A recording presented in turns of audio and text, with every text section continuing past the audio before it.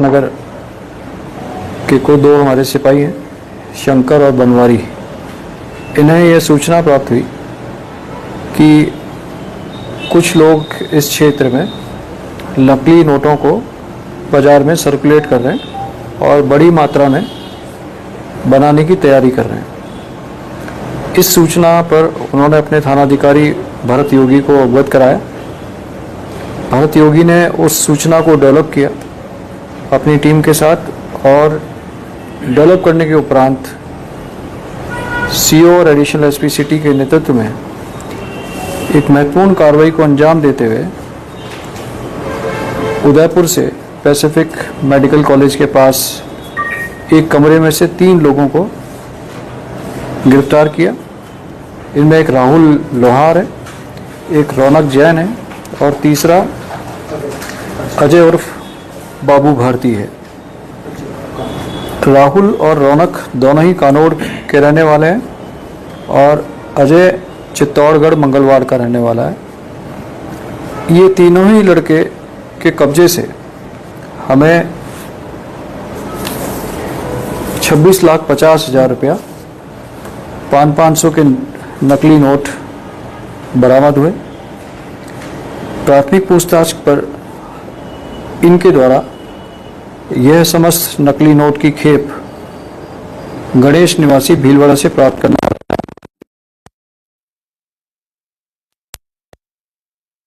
अपने साथी थे उनको देना बताया। इस सूचना के ऊपर हमारी एक टीम तुरंत रात्रि में एमपी गई और एमपी से 3 लोगों को हमने अरेस्ट किया, समीर मंसूरी, शहजाद और लखन उर्फ कालू। इन तीनों के कब्जे से भी लगभग 10 लाख रुपए की 500 की करेंसी, नकली करेंसी बरामद हुई। इस प्रकार कुल 36,70,000 रुपए के नकली नोट बरामद हुए। रौनक जैन ने अपना एक कमरा किराए पर ले रखा था। उक्त कमरे में एक बड़ा प्रिंटर,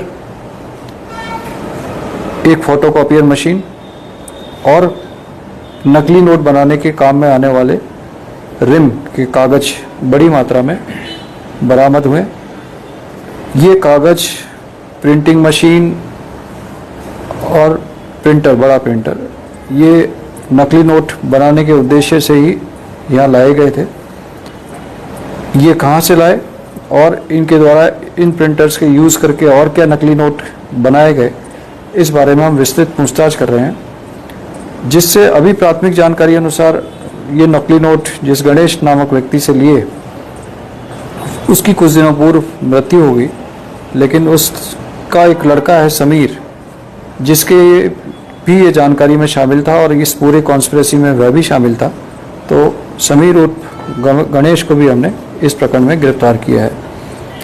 अभी संपूर्ण प्रकरण में इनकी क्या साजिश थी, इनकी क्या योजना थी, इस बारे में हम विस्तृत पूछताछ इनसे कर रहे हैं। पुलिस रिमांड हम इनकी ले रहे हैं और इनसे विस्तृत पूछताछ करेंगे। सर, ये आइडिया कैसा है तो नकली नोट बनाने का, और कहाँ से सीखे? देखिए, ये जो इनका जो मेन आर्किटेक्ट जो अभी प्राथमिक पूछताछ में सामने आया है वो है गणेश, जो जिसकी कुछ दिन पूर्व वहाँ पर मृत्यु हो गई है। उसके वहाँ पर कुछ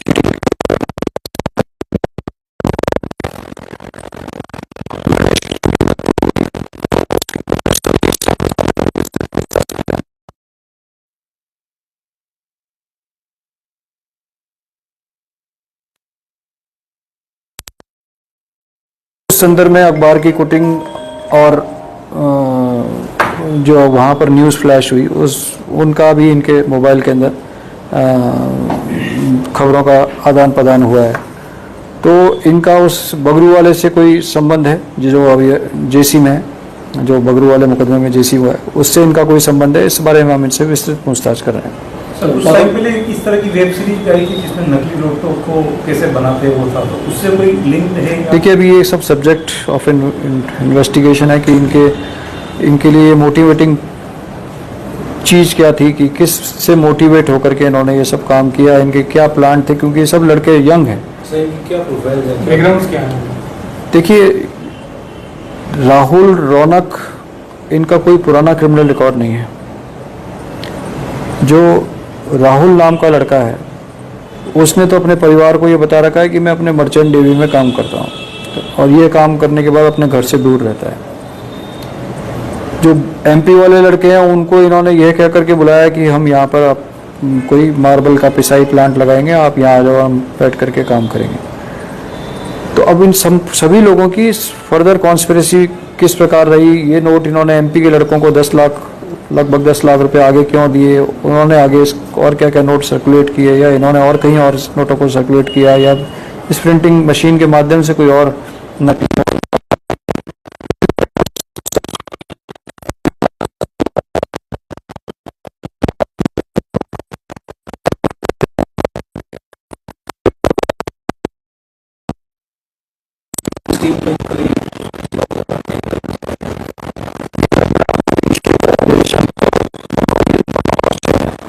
यही इनकी इंफॉर्मेशन थी। इनको इस आरोपियों के द्वारा बड़ा प्रलोभन भी दिया गया, लेकिन इनके द्वारा बड़ी तत्परता से और अपनी आसूचना को डेवलप करके थानाधिकारी प्रताप नगर भरत योगी के नेतृत्व में ये एक बहुत बड़ी कार्रवाई को अंजाम दिया है।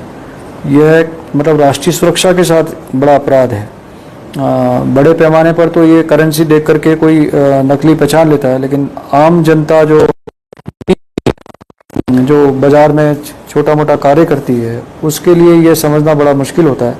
तो यह बेसिकली ठगने का बेसिकली मंतव्य जो सामान्य समझ में आता है वो ये है कि वे जो गरीब जनता है, जो नासमझ होती है, उसको ये इस करेंसी के माध्यम से ठग सकते थे। बाजार